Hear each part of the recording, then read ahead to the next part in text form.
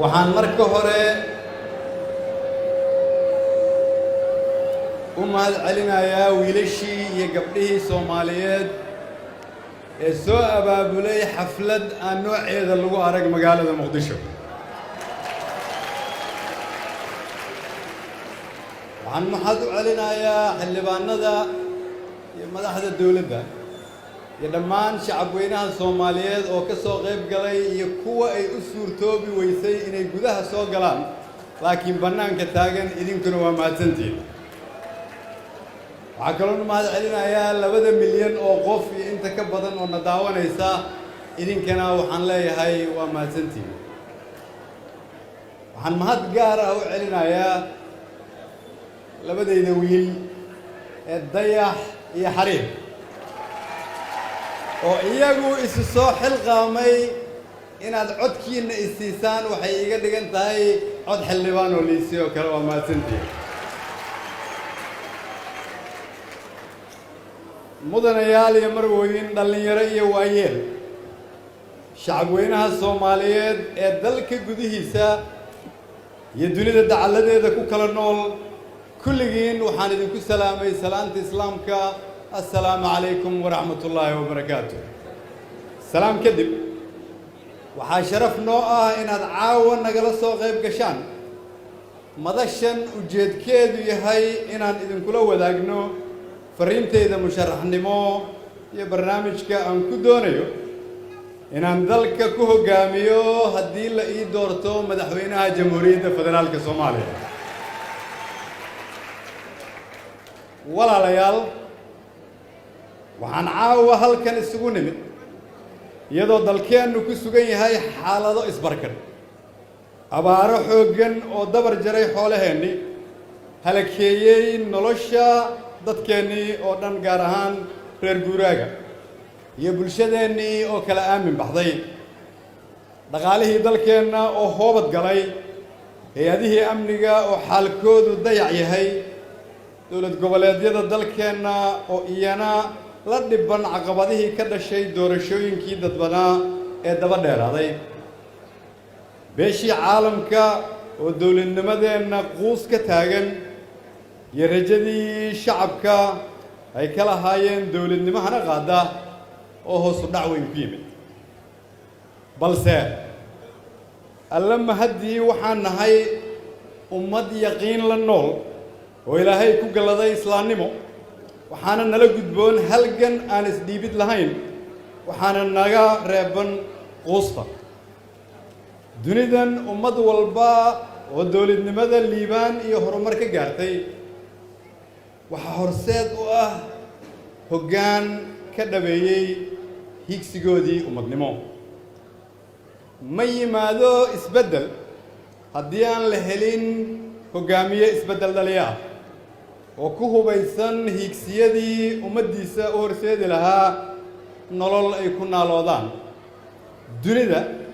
khayrkooda ahna kula tartamaan. walaalayaal anigoo hortiina taagan caawa shacabweynaha Soomaaliyeed waxaa iga go'an inaan dalkayga ka saaro xaaladahan dhan kastaba heedadowga waxaa iga diyaar ah qorshaha aan ku doonayo inaan dalkayga ku hoggaamiyo dadkaygana ugu adeego kaasoo aan ku kalsoonahay inaan ka midho dhalin karno.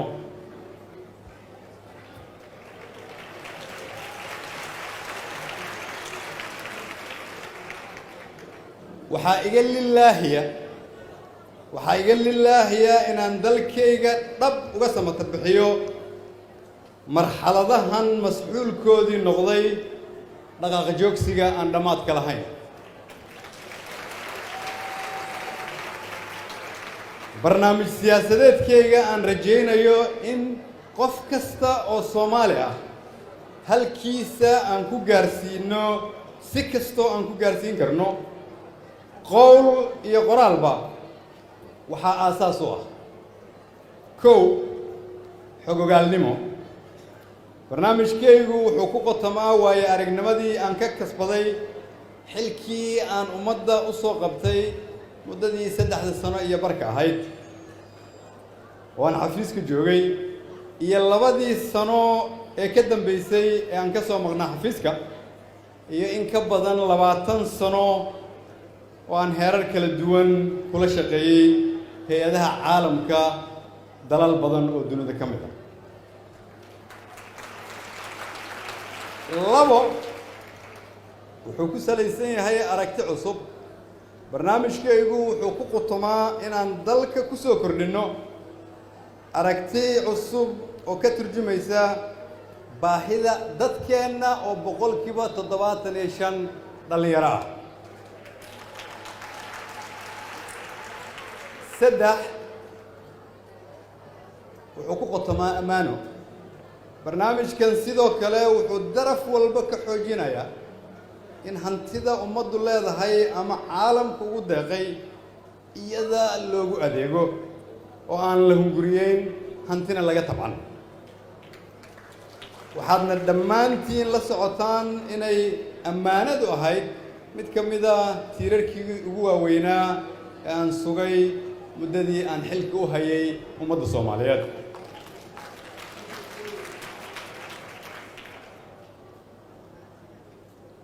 higsiyada caawa halkan aan ummadda Soomaaliyeed ugu soo bandhignay waa kuwa aan aaminsanahay taabagelintoodu inay Soomaali ka bixin doonaan dhibka aan ku jirno higsi walba oo ka mid ah shanta higsi waxaa hoos yimaada howlo hortabin leh oo dhammaantood wax weyn ka tari doona dowlad dhiskeenna iyo in dalkeennu si degdeg ah uga soo kabto burburkii na soo gaaray isku xirka higsiyada waxay xambaarsan yihiin faham ku qotoma si ay dowladdu dalkeeda iyo dadkeeda u kasbato wax ku soo kordhin karto taasoo macnaheedu yahay inay bixin karto adeeg caafimaad amni waxbarasho cadaaladeed rajana u abuuri karto shacabkeeda higsigeenna koowaad oo ahaan doona aasaaska dowladnimada haddii la ii doorto xilka oo ah higsiga dhaqaalaha waa furaha dibadhiska dalka oo la'aantiis aanay suuragal ahayn taabagelinta higsiyada kale ee barnaamij siyaasadeedka sidaas darteed wuxuu saldhig u noqon doonaa shaqada dowlad dhiska dalka waxaan dejin doonaa siyaasad dhaqaale iyo qorshe fulineed oo lagu xaqiijinayo horumarka dhaqaale ee dalku u baahan yahay higsiga barnaamijka horumarinta dhaqaalaha waxaa udub dhexaad u ahaan doona abuurista iyo horumarinta ilaha dhaqaale ee dalka sida kobcinta wax soo saarka dalka ganacsiga maalgashiga iyo soo saarista khayraadkeena dihan iyo warshadaynta waxaan kor u qaadi doonaa wax soo saarka waxaana yarayn doonaa baahiyaha ina baday wax kasta soo dhoofsiga qodobada dhaqaalaha laga qaban doono maalinta koowaad oo aan xafiiska nimaadno waa inaan dhammaystirno hay-ado dhaqaale iyo kuwo maaliyadeed oo dunida la jaan qaadi kara waa inaan xoojinnaa wada shaqaynta hay-adaha dhaqaalaha dalka iyo hay-adaha dhaqaalaha caalamka waa inaan soo daabacnaa lacag Soomaali ah si dadka Soomaaliyeed ay u haystaan lacag dhaqaalahooda ku kabo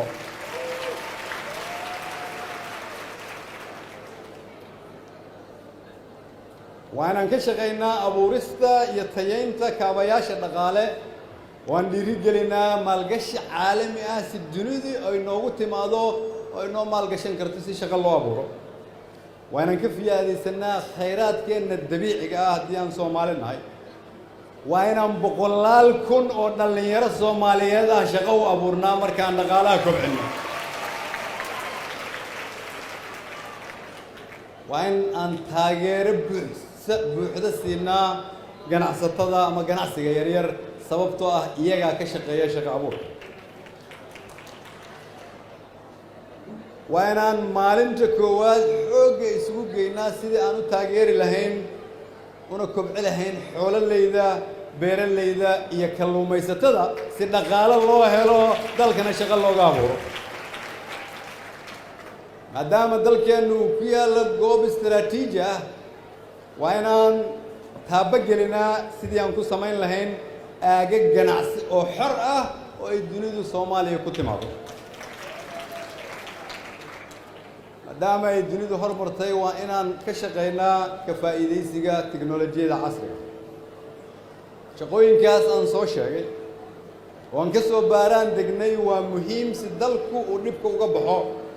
لونو كردية دخلية يميزانية دا الشعب كصوماليات لوجو عليكو وعن رواينا ندى حسوسية أنا جو وحن لوريجي حفيز كرئيس الوزراء يادو أنقصنا الدولة دل عكجري يادو ميزانية دو أيتهاي لما بقول يلحدن مليون سنة كي وعن شغلة كتجي يادو أنقصنا الدولة دا يكجرتو بقول يافر مليون دولار وعن شغلة كتجي يادو يجيتك كسو جرتو لح بقول يصدن مليون دولار عاوة نصيب درة وحد دولة الصوماليات نقول لي هاي بقول يتضرب مليون دولار ودين أو إذن كلا إذن كرب إنها بحسان وكل عضي شغل حماة يمام الحماوي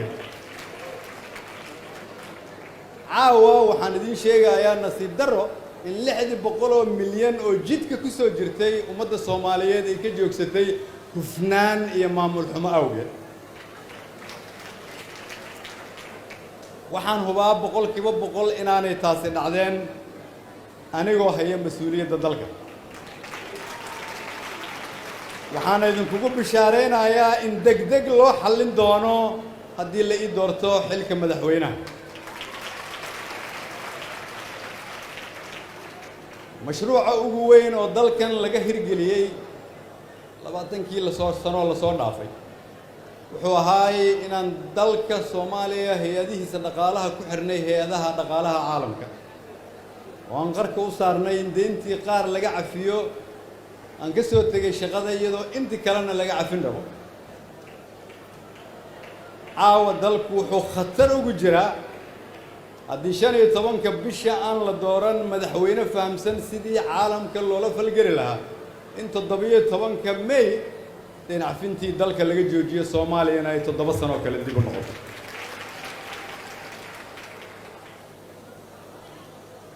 تاسوار مها أن لدى مع السنة هاي لقالها دلك سجد أمنية يجلل ده جرسور مدح بنان أمنية يجرسوركو Soomaaliya إذا لو يذكر أحسن تهاي إن يهين laba ka mid ah halbowlayaasha dawladnimo ee qaran ku tiirsan yahay waxa iga diyaar ah hiigsi qaran oo aan ku hirgelinayno amni iyo garsoor la isku haleyn karo bulshaduna ku hiran doonto waxaan fahamsanahay ka hogaamiye ahaan in adeeg caafimaad in la bixiyo mid waxbarasho laga shaqeeyo shaqo abuur la hirgeliyo dawlad wanaag lala dagaalamo musuqmaasuqo la helo garsoor madax bannaan intuba ay qayb ka tahay sugidda amniga haddii qof Soomaaliyeed uu ka fikirayo in la sugo amni kaliya in lagu keenayo ciidan waxaan rabaa in dib loo fikiro marka aan leeyahay caqabada isbarkan dawladnimadu waxay u baahan tahay fahan guud oo isku cufan waxaan ka dhameyn doonaa dhismaha iyo horumarinta ciidanka madax bannaan siyaasad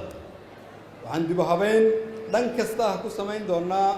ciidamadeena si ay u gutaan waajibaadka ka saaran dhowrista dastuurka iyo shuruucda qaranka sida amniga muwaadiniinta iyo ilaalinta xuduudaha dalkeena dhismaha ciidanka waxaa qayb ka noqon doonta damaanad qaad buuxa oo xuquuqdooda ah taasoo aan gaarsiin doono in askariga shaqaynaya kan howlgabka noqda kan dhaawacma iyo kan dalkan difaaciisa u dhinta intuba ay helaan xuquuqdooda iyo daryeelka qoysaskooda oo dhammaystiran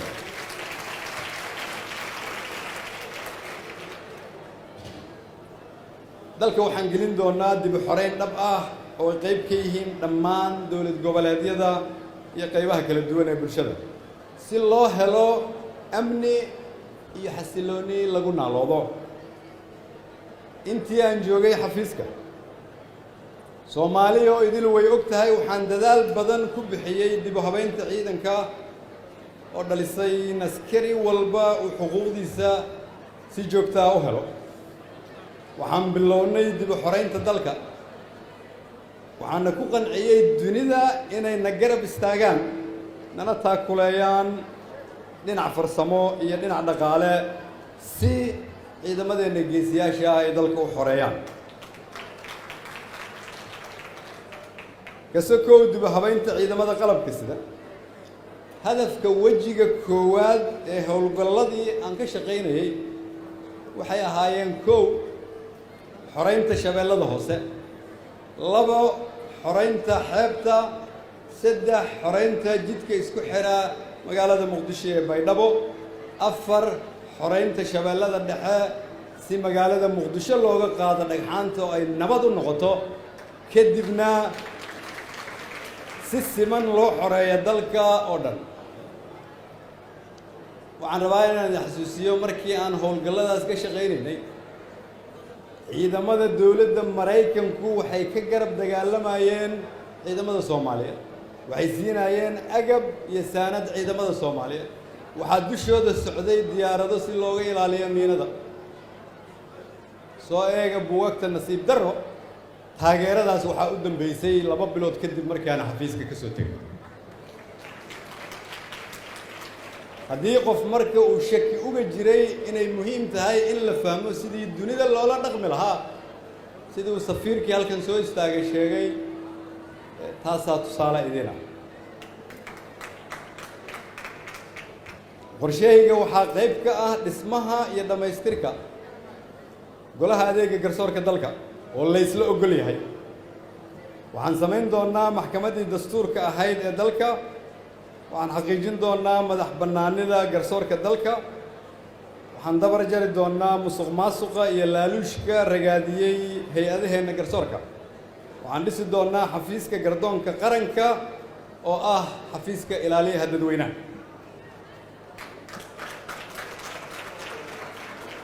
waxaan Soomaali u ballan qaadayaa garsoor u madax bannaan gudashada waajibaadkiisa dastuuriga ah iyo howlihiisa maaliyadeed, isla markaana ka madax bannaan hay-adaha fulinta iyo sharci dejinta si uu u noqdo mid lagu kalsoonaan karo, la iskuna hadlayn karo. haddii aan garsoorka la madax bannayn dunidu naguma soo dhiiranayso, maalgashi caalami ah la heli maayo, amniga lama sugi karo, dalkana lama xasilin karo. waxaan rabaa Soomaaliya inay fahamto inta uu madaxweyne digreeto ku haysto garsoorka dalka, dalkani lama jaan qaadi karo dunida inteeda kale. sidaas daraaddeed waxaan ballan qaadayaa in garsoorka laga madax banneeyo hay-adaha fulinta loona dhammaystiro agabka ay u baahan yihiin si ay u gutaan waajibaadkooda, Soomaalina dadkaas Soomaaliyeed oo hawshaas loo igmaday ula xisaabtanto.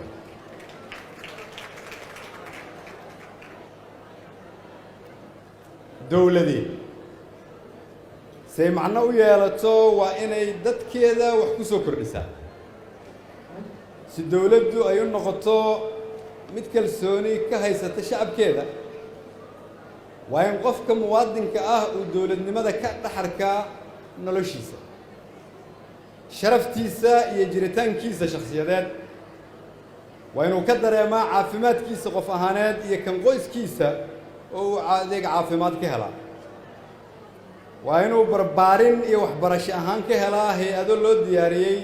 korinta aqooneed iyo waxbarista cilmiyeed ee qofka muwaadinka ah. sidoo kale waa inuu qofka muwaadinka ah uu dowladnimada ku haystaa kalsooni iyo damaanad qaad buuxa dhinaca amnigiisa qofeed ama kan ganacsigiisa. si aan dunida ula tartanno waa inaan leenahay bulsho aqoon iyo xirfad leh. waxaana ku dadaali doonaa bixinta adeeg waxbarasho aasaasi ah oo ay ka qayb geli karaan dhammaan qaybaha bulshada hirgelinta nidaam waxbarasho dugsi sare iyo kuwa farsamada gacantoo tayaysan si dhallinyaradeenna fursad loo siiyo nidaaminta tacliinta sare ee dalka oo aan ku soo kordhin doono hannaan lagu hubiyo tayada waxbarashada si dadka jaamacadaheenna ka soo baxa ay ula tartami karaan dadka dhigooda dunida ku nool waxaan ilaabi doonin oo aan dhiirigelin doonaa dugsiyo ay wax ku bartaan dadka Soomaaliyeed ee qaba baahiyada gaarka sidoo kale waxaan naga go'an in bulshadeenu ay tahay ama noqoto bulsho caafimaad qabta annagoo kaashanayna ururada dhakhaatiirta dalka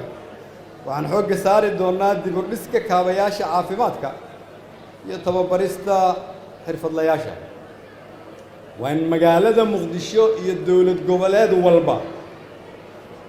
laga hirgeliyaa isbitaallo bixin kara adeegyada caafimaad oo dadka Soomaaliyeed ay dibadda u aadaan waa inaan ku dhiirigelinaa ganacsatada Soomaaliyeed iyo maalgashada dunida in halkan laga hirgeli karo isbitaalladaas si dadka Soomaaliyeed uu adeegaas ugu fududaado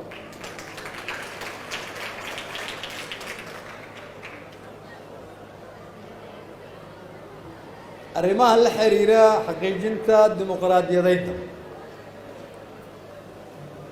si dunidu inoola macaamili karto la isuguna soo halayn karo dalka iyo dowladnimada Soomaaliya waa in dalku yeeshaa ama helaa xasilooni siyaasadeed oo la odorosi karo tobanaanka sano ee soo socda si taasi haddaba u dhabowdo waa in dalkani helaa dastuur inoo horseeda dowladnimo keenta xasilooni dhaba taasoo shacabka Soomaaliyeed u horseeda inay si toosa u soo doortaan madaxdooda iyagoon waxaan rabaa inay Soomaaliya maqasho iyagoon la kala sarraysiinayn kan wax dooranaya iyo kan la dooranayo midnaba macnuhu waxa uu yahay waa in dadka Soomaaliyeed ay isku xuquuq ahaadaan cidda hogaaminaysa dalka haddaba si loo dhammaystiro dastuurka waa in laga heshiiyaa arrimo aasaasi ah oo ka mid yahay qaybsiga khayraadka dabiiciga ah ee dalka nidaamka doorashooyinka qaran maqaamka magaalada Muqdisho qaab dhismeedka dawladnimada xuduudaha gudaha xiriirka iyo iskaashiga heerarka kala duwan ee dawladda federaalka iyo dawlad goboleedyada iyo kala qaybinta awoodaha dawlad goboleedyada iyo dawladda federaalka waa in laga heshiiyaa garsoorka dalka iyo in laga heshiiyo hannaanka federaaleynta maaliyadeed ee dalka waxaa sidoo kale lama huraan ah inay khasab tahay in si qoto dheer dastuurka dalka dib u eegis loogu sameeyo siiba awoodaha fulinta iyo kuwa sharci dejinta si ay taasi u dhaliso xasilooni siyaasadeed ee dalkani u baahan yahay waxaa nasiib wanaag ah in intii aan xafiiska joogay qodobadaasi oo idil aan ka diyaarinay xulashooyin kala duwan oo u baahan keliya hogaamiye isu keena madaxda dalka si looga heshiiyo caqabadaha hortaagan qabiiturka dastuurka Soomaalina ay uga gudubto isgoyskan ay ku meereysanaysay ku dhawaad 20 sano dhamaystirka dastuurkaasi wuxuu noo horseedi doonaa dawlad iyo madax ay soo doortaan shacabka Soomaaliyeed sidoo kale waxaan xoogga saari doonaa xoojinta hannaanka federaaleynta dalka taasoo adeegyada iyo awoodda daadejinta loogu dhaweynayo heer maamul heer gobol heer degmo ilaa heer tuulo arrimaha la xiriira midnimada Soomaaliya waxay rabtaa nafurid waxay rabtaa wax quurid waxay rabtaa ku dhac sidaas darteed waxaa iga go'an inaan qaadno tallaabo kasta oo soo dhaweynaysa soo dhawaanshaha ummadda Soomaaliyeed waxaan bilaabaynaa wada hadallo dhab ah oo aan la galno walaalaheen Soomaaliland waxaan bixin doonaa garaawshiyaha ugu sarreeyay ufududayn doonaa wax walba oo ka saacidaya dowladnimadooda si ay u dareemaan inaan nahay dad walaalaha oo isku dhiiba midnimadu ma baahna hadal iyo ka meermeerid laga meeraysto halka ay u dhimatay waxayse u baahan tahay in waqti lagu bixiyo wax kastana loo huro waana iga go'an tahay haddii ummadda Soomaaliyeed ay ugu aaminto xilka madaxweynaha Jamhuuriyadda Federaalka Soomaaliya arrimaha la xiriira siyaasadda arrimaha dibadda sidaad ka warqabtaan dunida waxaa ka socda isbedeladaasi waxa ay saameeyeen xaaladda qaaradda Afrika gaar ahaan gobolkeena Geeska Afrika isbedelada gobolka ka socda waxaa ummadda Soomaaliyeed uga dhex muuqda caqabado iyo fursado caqabadahaas saameyntooda haddaan lala falgelin waxay halis ku yihiin qaranka fursadaha isbedeladaasina si aan uga faa'iideysano waxaan u baahannahay madaxweyne ku hubaysan aragti danta qaranka ka turjumaya ka qayb qaadan kara hoggaanka Geeska Afrika shacabka Soomaaliyeed ku matali kara dunida iyo gobolkaba Soomaaliya kama maaranto dunida sidaas darteed waa inaan hagaajinaa xiriirka aan la leenahay dowladaha dariska oo dhan iyo caalamka intiisa kale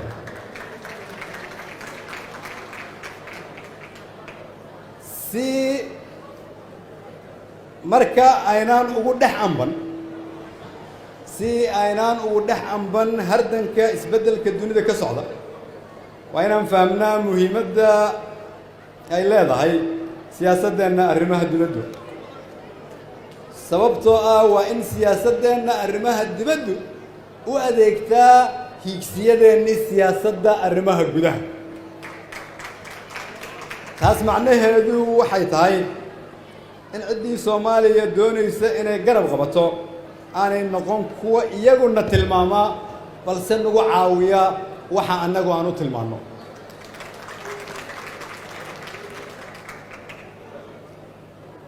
walaalayaal waxaan aaminsanahay hiigsiyada aan idiin sheegay kulligood inaan u leeyahay faham mugdha waxaan aaminsanahay inaan ahay qof aad u fahamsan sidii dunidu u shaqayso maadaama aan sanado badan dunida ka soo shaqeeyey laakiin suurtagal ma aha sida aan 30 sannadood soo ahayn inaan sii ahaano sida aan 30 sano soo ahayn kuma dhalin karno dal midaysan nabad ah iyo dad heshiis ah ubadkeennuna lama tartami karaan caruuraha deriska iyo kuwa caalamka kaleba waxaan u baahannahay inaan sida ugu dhaqsaha badan isugu keenno ummadda Soomaaliyeed oo aan ka shaqeyno dhab heshiisiin dhaba waxaan u baahannahay in ummadda Soomaaliyeed aan kulligood dareensiino wadajir keliya inaan uga gudbi karno caqabadaha hortaagan anigu waxaan aaminsanahay dalkeenna Soomaaliya waxna kama halaysna dad ahaan diin ahaan dhaqan ahaan iyo juqraafi ahaan intaba waxaa keliya oo inaga halaysan waa hoggaan la'aan maanta baahida ugu weyn waa hoggaamin ka mira dhalisa hiigsigeenna ummadnimo walaalayaal qorshaha qaran ee aan idiin soo bandhigay caawa oo sidaan u sheegay ah mid laga baaraan degay kuna salaysan khibradeyda gudaha iyo dibadda waan rabo inaan ku hirgeliyo ka daacad ahaanshahayga iyo jeclada iga haysa waddanka haddii ay Soomaaliya siiso fursadda maanta taagan waxaan idiin ballan qaadayaa inaanay idinka khasaarin 4 sano oo dambe oo u aydaan 40 sano oo soo socda waa mahadsantihiin